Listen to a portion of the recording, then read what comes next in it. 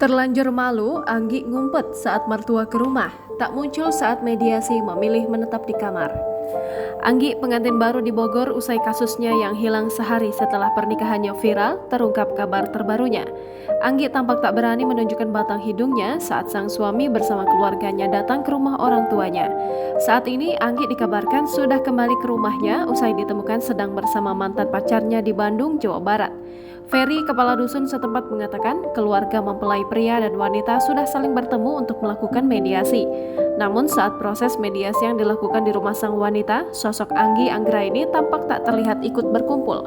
Proses mediasi antara kedua belah pihak keluarga itu pun didampingi oleh aparat kepolisian pada Minggu 9 Juli 2023. Ferry yang saat itu ikut dalam proses mediasi mengaku tak melihat Anggi di tengah proses mediasi yang dilakukan tersebut. Menurutnya, Anggi Anggraini tak berani menunjukkan wajahnya di hadapan sang mertua dan suami yang datang ke rumahnya. Ia juga memastikan jika Anggi memang sudah kembali ke rumah dan bertemu dengan orang tuanya setelah sempat dikabarkan hilang. Belum diketahui secara pasti alasan Anggi Anggraini tak mau bertemu dengan mertuanya tersebut. Namun diduga Anggi malu ketika bertemu langsung usai ketahuan kabur bersama mantan pacarnya.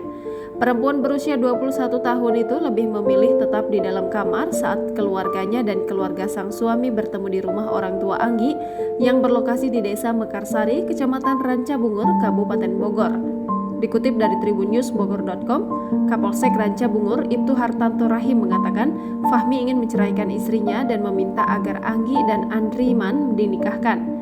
Saat ini, Fahmi Husaini pun memilih menceraikan Anggi Anggraini, wanita yang baru sehari dinikahinya tersebut. Sebab Anggi lebih memilih kabur dengan mantan pacarnya dan meninggalkan suami sahnya usai sehari menikah.